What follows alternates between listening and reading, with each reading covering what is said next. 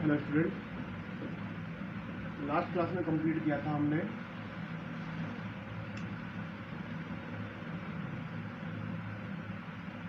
LC filter और आज पढ़ेंगे हम सी फिल्टर।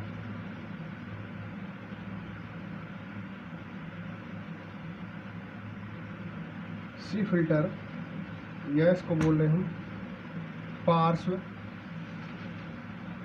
संधारित्र फिल्टर। पार्श्व पथ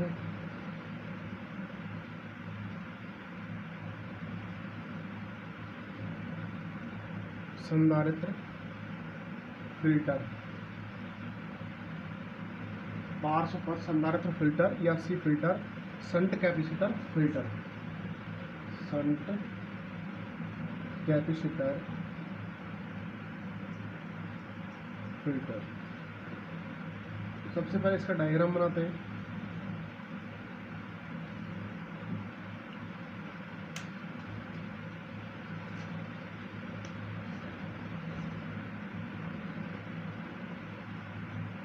ट्रांसफार्मर की पार्श्व कुंडली,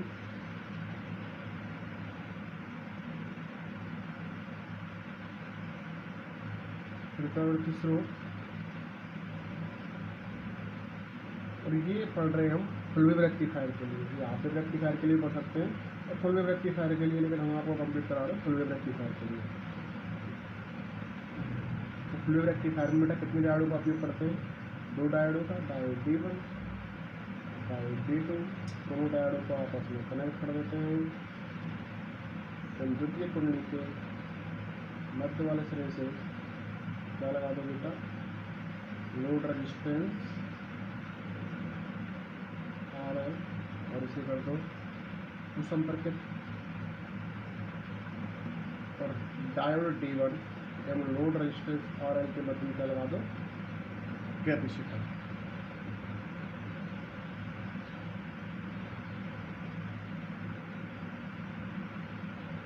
डायोड D1, डायोड D2,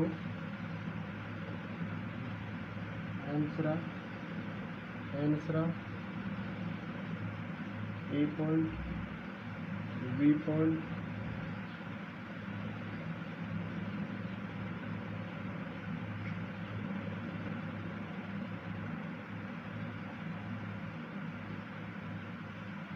और यहाँ हमारा बनाते हैं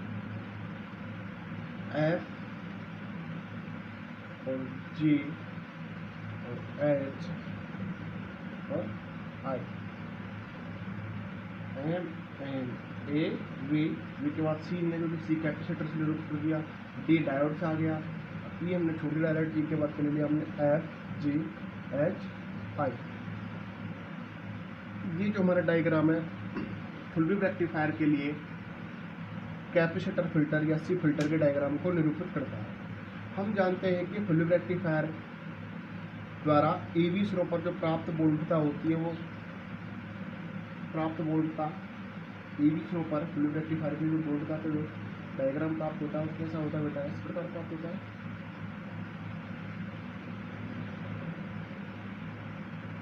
तो ये मान होता है हमारा P0, क्योंकि मैक्सिमम मान होता है, और ये पूर्ण चक्र के लिए प्रवाहित होती है।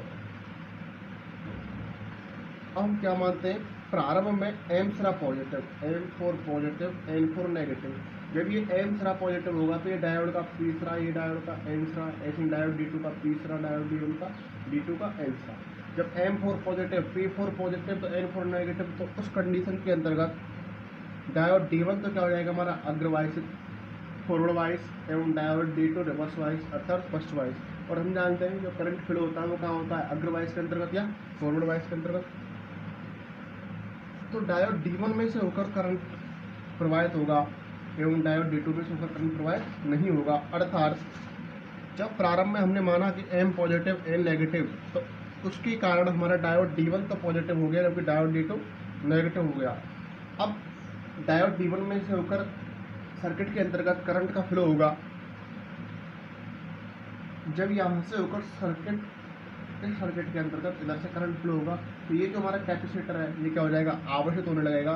तथा ये T/4 समय तक, देखो ये टोटल T यहाँ से यहाँ तक T/2, तो यहाँ से यहाँ तक जो समय हो गया ये हो जाएगा हमारा T/4, तथा ये T/4 समय तक मैक्सिमम वोल्टता, T/4 समय पर मैक्सिमम वोल्टता कितनी हमारी E0, तो ये संधारित्र जो कैपेसिटर C है हमारी जो मैक्सिमम वोल्टता E0 तक आवेशित हो जाएगा।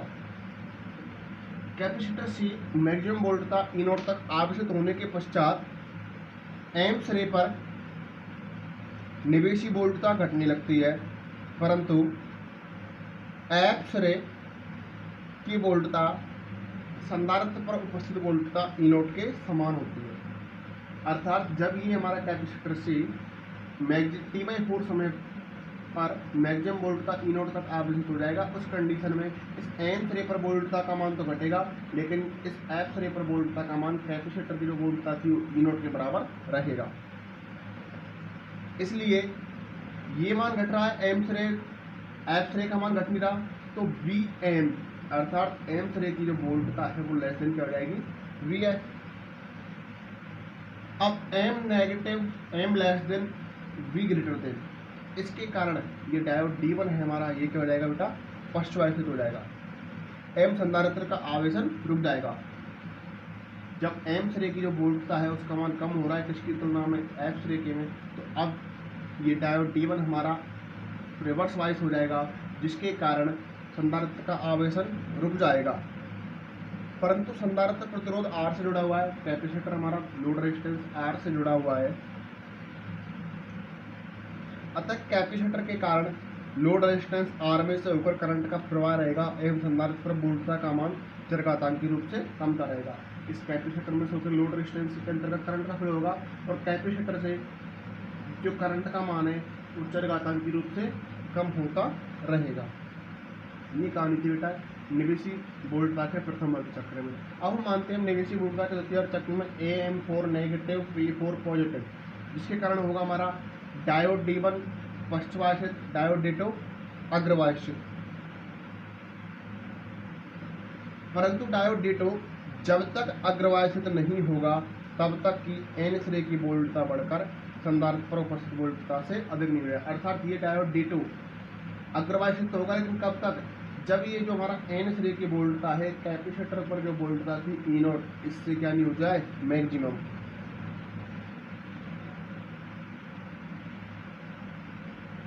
डायग्राम में इस स्थिति को TA के द्वारा दर्शाया गया। हम डायग्राम बनाएंगे कुछ इस कंडीशन को दर्शाएंगे TA के द्वारा। उसके पश्चात डायोड D2 अग्रवायसित, TA समय पर क्या, TA टाइम पर क्या होगा, जो डायोड D2 या N श्रेणी की जो वोल्टता है कैपेसिटर पर जो वोल्टता थी E0 इससे क्या हो जाएगी, मैक्सिमम, जिससे डायोड D2 अग्रवायसित हो जाएगा एवं संधारित्र पुनः, अब यहाँ से संधारित्र पुनः क्या हो जाएगा, आवेशित होने लग जाएगा, तथा 3T/4, देखो यहाँ का हमारा T/4, T/2, यहाँ क्या हो जाएगा 3T/4, 3T/4 पर यह पुनः क्या हो जाएगा, मैक्सिमम वोल्टता प्रदर्शित कर लेगा। 3T/4 क्षण तक ये संधारित्र पुनः निवेशी वोल्टता के मैक्सिमम मान या E0 मान को ग्रहण कर लेगा, या कहें E0 मान तक आवेशित हो जाएगा। तत्पश्चात निवेशी वोल्टता घटने लगेगी। वापिस ये कैपेसिटर E0 वोल्टता तक आवेशित हो गया, उस कंडीशन में N श्रेणी की वोल्टता कम होने लगेगी और अर्थात M श्रेणी की वोल्टता F श्रेणी की वोल्टता से क्या हो गई, कम हो गई। अतः डायोड D2 वापस रिवर्स वाइस हो जाएगा। M संधारित्र पुनः प्रतिरोध R में से होकर करंट का फ्लो होगा और जो कैपेसिटर में से जो करंट का जो मान कम हो रहा है वो चरघातांकी रूप से घटता जाएगा। इस प्रकार संधारित्र C के कारण प्रतिरोध R पर वोल्टता प्राप्त होती रहेगी। जब M4 पॉजिटिव N4 नेगेटिव माना तब भी संधारित्र C के कारण लोड रेजिस्टेंस R पर वोल्टता प्राप्त हो रही है। N पॉजिटिव M नेगेटिव माना तब भी कैपेसिटर के कारण लोड रेजिस्टेंस R पर वोल्टता प्राप्त हो रही है। इसको हम डायग्राम बनाते हैं।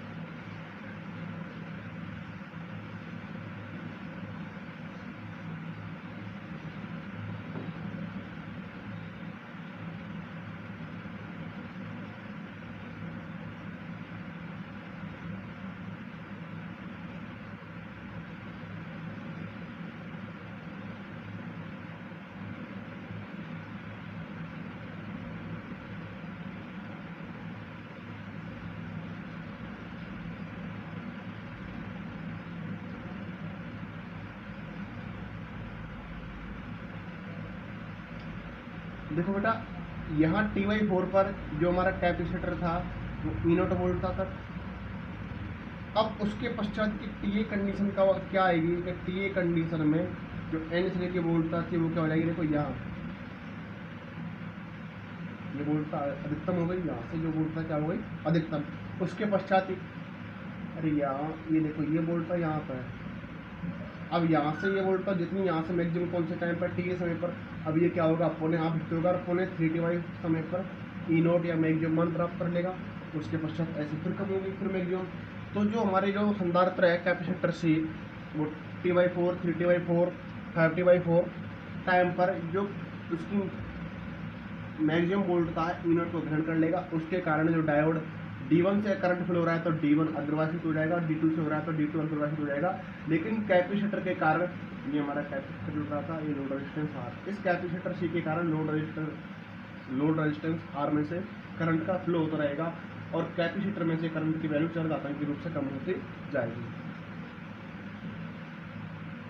ये डायग्राम है हमारा कैपेसिटर की उपस्थिति में। यदि हम कैपेसिटर अनुपस्थित करें तो कैपेसिटर अनुपस्थित होगा तो मैक्सिमम वोल्ट का ग्रहण कर लेगा। उसके बाद फिर पुणे मैक्सिमम ग्रहण कर लेगा, फिर पुणे, फिर कम, फिर पुणे, फिर कम, अर्थात निरावशित नहीं होगा क्योंकि कैपेसिटर हमारा है ही नहीं है। जब कैपेसिटर नहीं है डायग्राम के अंतर्गत तो जो परिणामी वोल्टता है वो निरावशित थोड़ी होगी। एक बार मैक्सिमम ग्रहण कर ली, उसके बाद फिर कम हुई, उसके बाद फिर मैक्सिमम, वो मान हमेशा बढ़ता ही जाएगा। E0 2 E0 3 E0 4 E0 5 E0 बढ़ता ही जाएगा जब कैपेसिटर उपस्थित नहीं है।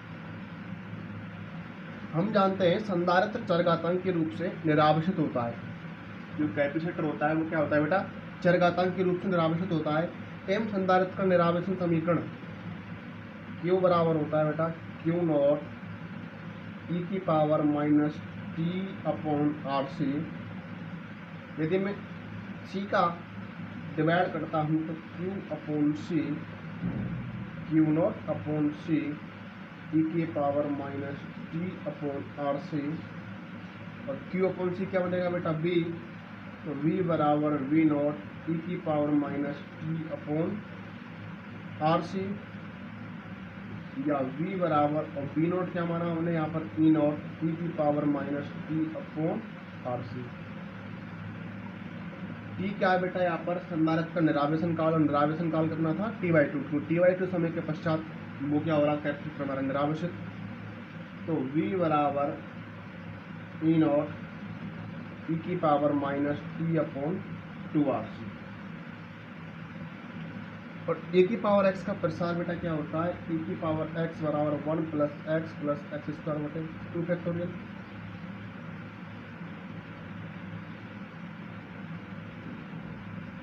ये डायरेक्ट लिखें हम e⁻−x क्या होगा 1 - x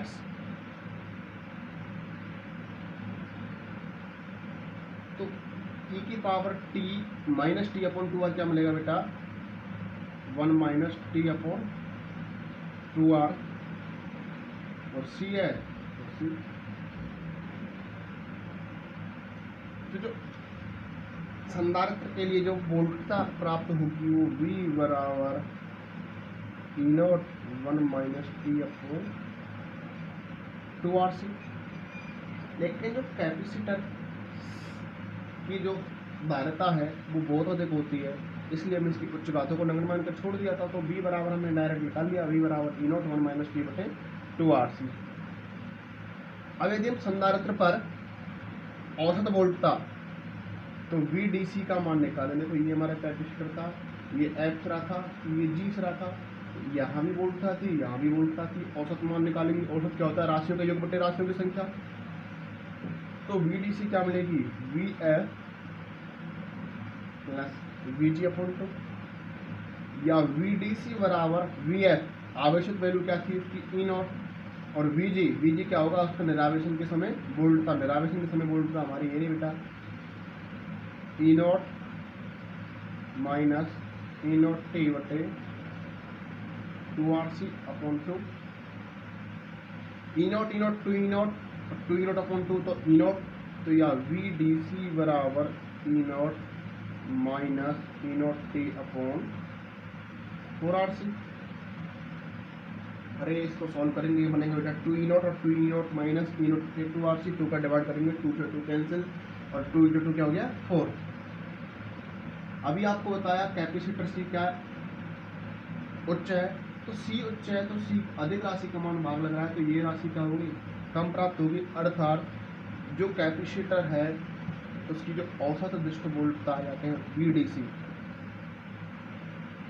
VDC बराबर क्या मिलेगा E0। यह निर्गत पर प्राप्त DC वोल्टता है। संधारित्र पर प्राप्त वोल्टता को यदि आदर्श रूप में बनाया जाए, जो कैपेसिटर पर जो वोल्टता प्राप्त हुई थी VDC को, इसको एक आदर्श रूप में बनाया जाता है तो निम्न प्रकार आधार की वोल्टता प्राप्त होती है।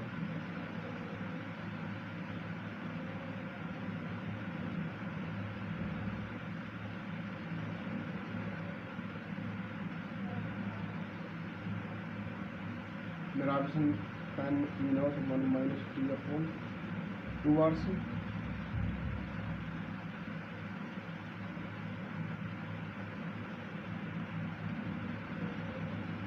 Derivation E0 derivation E0 T बटे 2RC।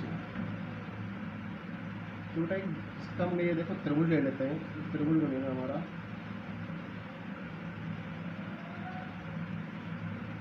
A B C D J। EC क्या हो गया हमारा E0 T अपॉन 2RC और CB होगा हमारा T/2, CJ होगा स्मॉल t एवं JB होगा T/2 माइनस स्मॉल t। तो इस जो वोल्टता का बेटा जो आयाम होगा E0 बराबर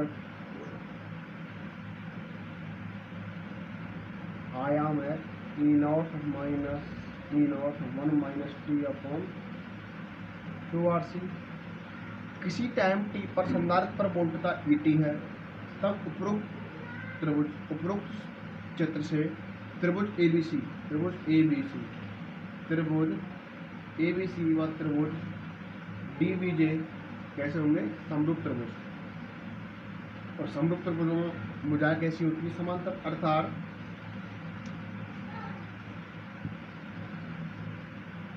DJ अपॉन AC बराबर होगा बेटा JB upon CB।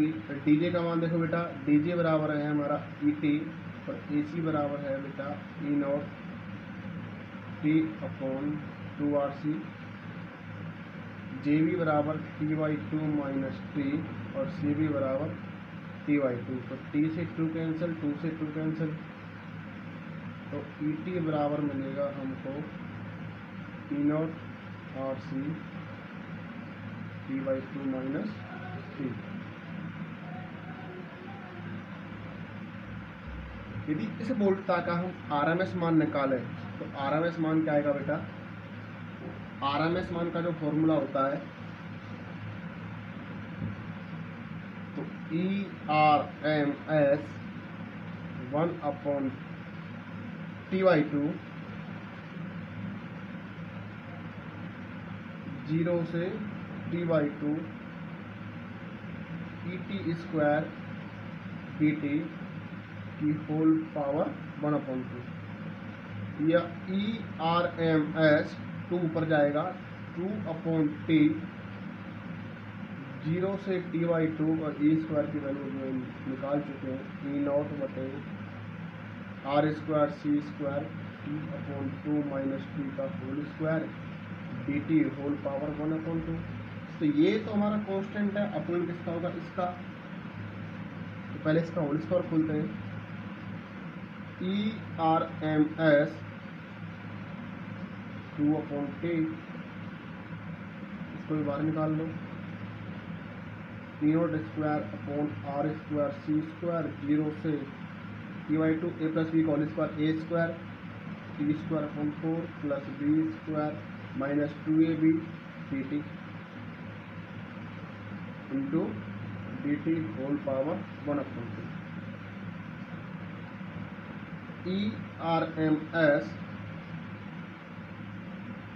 To P not square upon T R square C square, T square का अपकरण करेंगे किसके सापेक्ष, टी के सापेक्ष, तो क्या आएगा T square upon 4 into T plus T cube समाकलन कर रहे हैं 3 minus T into T square upon 2।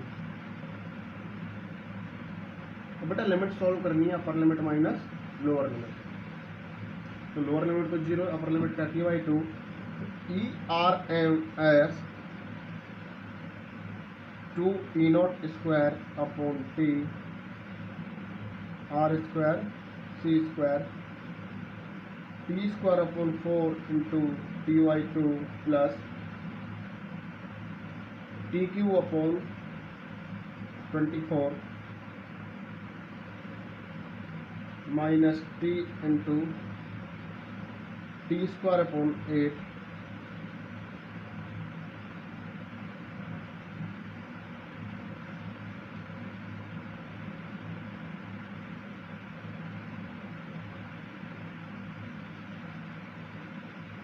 तो देखो बेटा टी क्यू 8 प्लस का और टी क्यू 8 माइनस का कैंसिल और होल पावर 1/2। तो ERMS to E not square upon T R square C square T cube upon 24, T से एक पावर जाएगी तो टी स्क्वायर और होल पावर क्या है 1/2।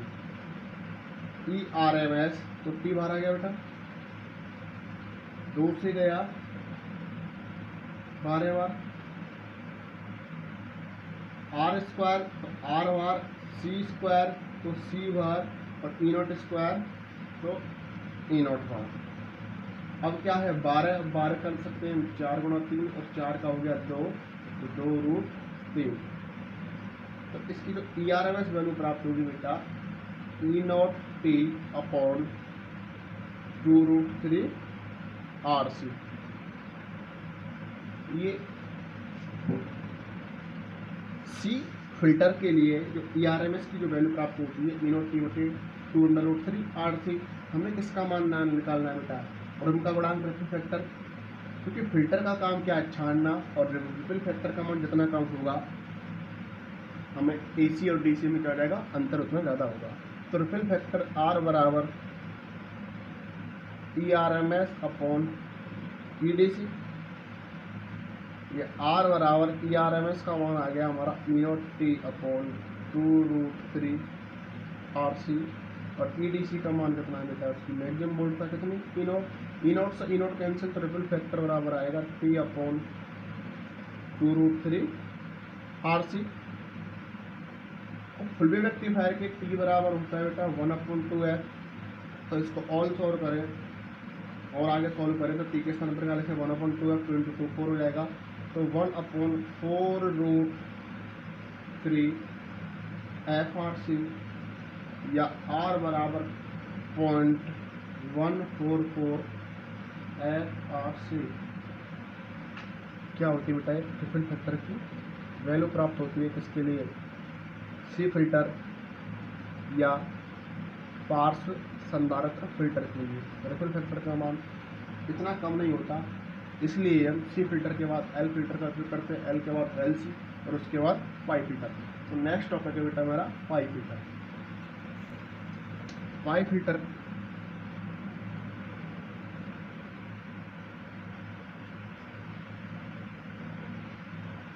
सबसे पहले बेटा इसका डायग्राम बनाते हैं, और किसके लिए पढ़ रहे हैं इसको, फ्लू रेक्टिफायर के लिए।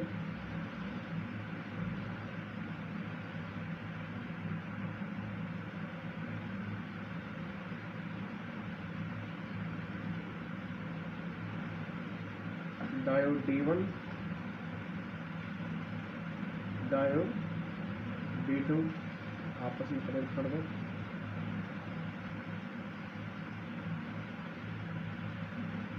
लोड रेजिस्टेंस आप किसमें कर दो दूसरा करते हैं।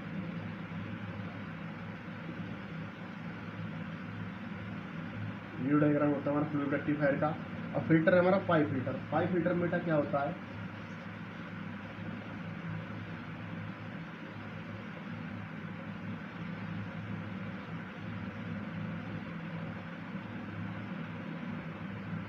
C1 C2 और L,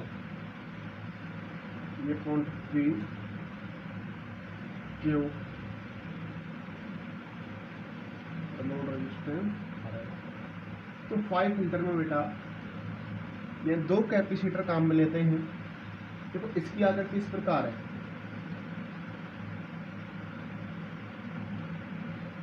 इधर,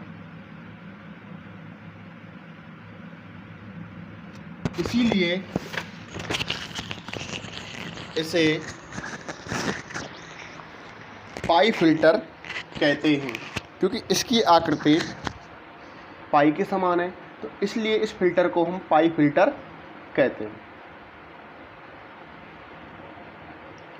तो उपरोक्त चित्र में पाई फिल्टर के परिपथ को दर्शाया गया है, जिसमें डायोड D1 व डायोड D2 व ट्रांसफार्मर मिलकर सिरे P तथा Q के मध्य पूर्ण दृष्टकारी वोल्टता उपलब्ध कराते हैं एवं यह वोल्टता संधारित्र C1 कुंडली L व संधारित्र C2 के संयोजन से बने पाई आकृति के फिल्टर पर आरोपित होती है। संधारित्र C1 तथा प्रतिरोध RL मिलकर संधारित्र C1 C2 तथा प्रतिरोध RL मिलकर फिल्टर का निर्माण करते हैं। क्या कहें हम? संधारित्र C1 L C2 और RL मिलकर एक फिल्टर का निर्माण करते हैं, जिसे हम पाई फिल्टर कहते हैं।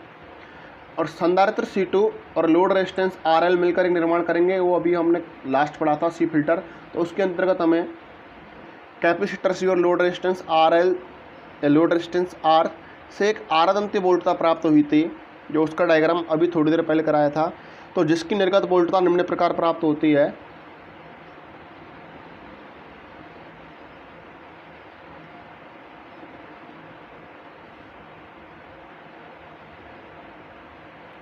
E0 1 minus T upon 2RC E0 upon 2RC। यह आरादंती वोल्टता है और इसका फूरियर विश्लेषण करते हैं। तो इसका फूरियर विश्लेषण ER बराबर होता है ER sine 2 omega T upon pi minus ER upon 2 pi sine 4 omega T dash dash dash. इस वोल्टता का प्रथम पद होता है, प्रधान पद होता है, क्योंकि इसका आयाम मैक्सिमम होता है। यह वोल्टता L व C2, यह वोल्टता L व C2 के श्रेणी संयोजन से, या कहें यह वोल्टता L व C2 के श्रेणी संयोजन पर आपतित होती है। अतः इस वोल्टता के लिए L C2 संयोजन की प्रतिबाधा, L और C2 संयोजन की प्रतिबाधा निकालेंगे। तो Z LC2 किसके बराबर आएगा बेटा? कुंडली का प्रतिघात XL, फुल वेव रेक्टिफायर के लिए XL बराबर ओमेगा L, और फुल वेव रेक्टिफायर के लिए क्या होता है? 2 ओमेगा। तो 2 ओमेगा L माइनस C2, तो 1/2 ओमेगा C2। अब LC2 संयोजन, मैं डायग्राम मिटा देता हूँ।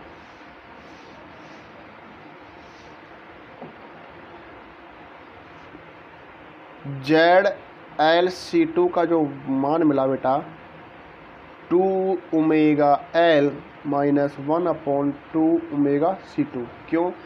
LC और LC संयोजन की प्रतिबाधा Z बराबर होगी XL माइनस XC। XL बराबर होगा बेटा ओमेगा L, XC बराबर होता है 1 ओमेगा C, और फुल वेव रेक्टिफायर के लिए ओमेगा बराबर क्या होता है? 2 ओमेगा। तो क्या मिला हमको? ZLC2 2 omega L minus 1/2 omega C2। तो LC2 संयोजन से प्रवाहित जो AC करंट है IAC बराबर क्या मिलेगा बेटा?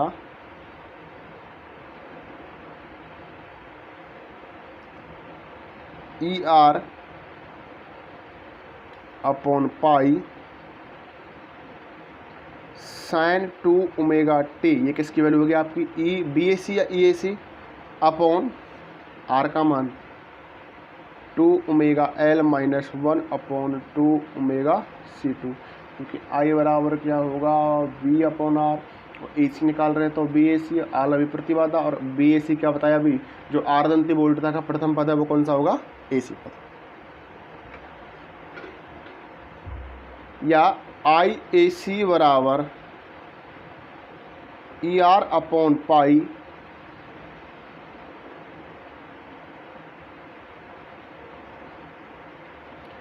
आई ए सी की वैल्यू आ गई। अब ए सी जो ये आई ए सी मिली, इसके कारण C2 पर वह पतन का मान निकाल रहे हैं। किस पर निकाल रहे हैं? कैपेसिटर C2 पर।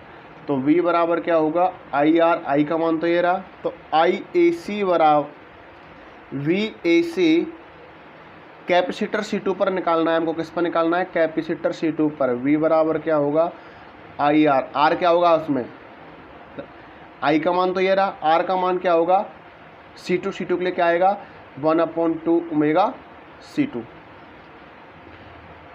तो E R upon pi sine 2 omega T upon 2 omega L minus 1/2 omega C2। और C2 संयोजन की जो प्रतिबाधा क्या होगी बेटा? 1/2 ओमेगा C2। क्योंकि संधारित्र कैपेसिटर का जो प्रतिघात होता है XC, और XC बराबर होता है हमारा 1/ओमेगा C, और फुल वेव रेक्टिफायर क्या होता है 2, और कैपेसिटर C2 तो क्या हो जाएगा? 1/2 omega C2। 2 omega C2 LCM लेंगे, इसका मल्टीप्लाई 2 ओमेगा L से होगा। 2 ओमेगा C2 एलसीएम इस 2 ओमेगा C2 एलसीएम से कैंसिल, अर्थात जो C2 है, कैपेसिटर C2 है, उस पर जो वेव पतन का मान मिलेगा हमको, VAC बराबर ER upon pi 4 omega square LC2 minus 1 sine 2 omega T. अब यदि इसकी RMS मान निकालें तो VRMS, ये तो रहेगा हमारा कांस्टेंट, अपकरण होगा इसका, और इसका अपकरण कितना होगा बेटा? 1/√2। तो VRMS बराबर मिल जाएगा बेटा ER upon pi 4 omega square LC2 minus 1 into 1/√2, या VRMS बराबर V0 अपॉन पाई √2। जो यहाँ पर V0 है, V0 बराबर होगा बेटा ER upon 4 omega square LC2 minus 1।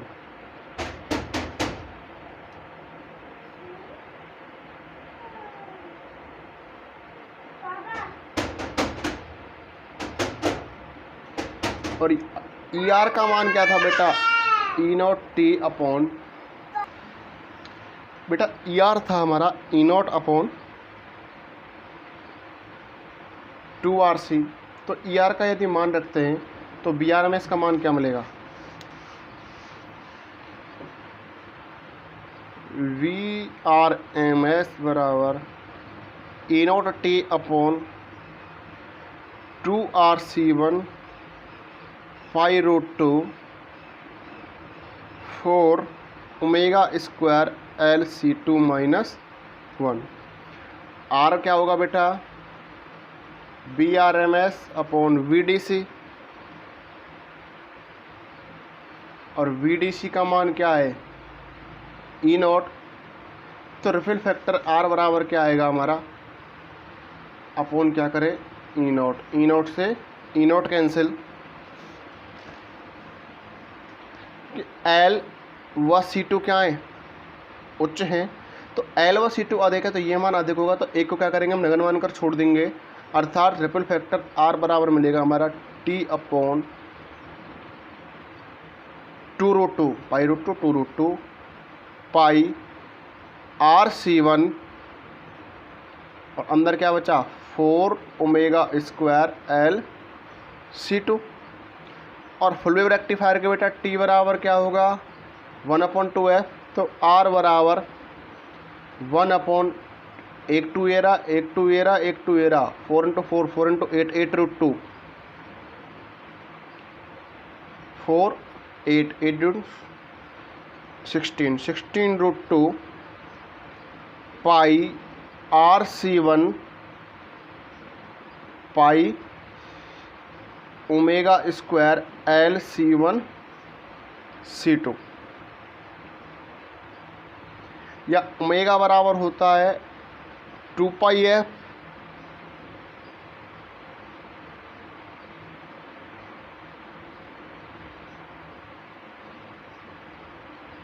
भी आएगा इसमें। ओमेगा बराबर क्या होगा बेटा 2 पाई एफ, या एफ बराबर क्या आएगा ओमेगा अपॉन 2 पाई। तो इस एफ के स्थान पर यदि हम ओमेगा का मान रखते हैं तो क्या मिलेगा, आर बराबर 8√2, पाई से पाई कैंसिल हो गया, आर C1L/C2 ओमेगा क्यू, या आर बराबर 0.177 ओमेगा QL/C1/C2 आर। ये होता है हमारा पाई फिल्टर के लिए रिफिल फैक्टर, जो क्या होता है सबसे कम होता है, इसलिए पाई फिल्टर की सहायता से अत्यधिक मात्रा में AC व DC को अलग अलग कर सकते हैं। नेक्स्ट टॉपिक है हमारा वोल्टेज मल्टीपर, या वोल्टता बहुगुणक वोल्टेज मल्टीपर। उसको नेक्स्ट क्लास में कंप्लीट करेंगे, और उसके बाद हमारा टॉपिक आएगा नेक्स्ट वोल्टेज रेगुलेशन करा दिया। अब वोल्टेज रेगुलेशन किस प्रकार होता है, जिन्हें डायोड और बोल्ट का नियम नल का है। उसके बाद आपकी यूनिट जो सेकंड है उसका फर्स्ट चैप्टर कंप्लीट हो जाएगा, और नेक्स्ट क्लास अब दूसरी क्लास स्टार्ट होगी आपकी, उसमें आपकी यूनिट फर्स्ट का सेकंड पार्ट चालू हो जाएगा।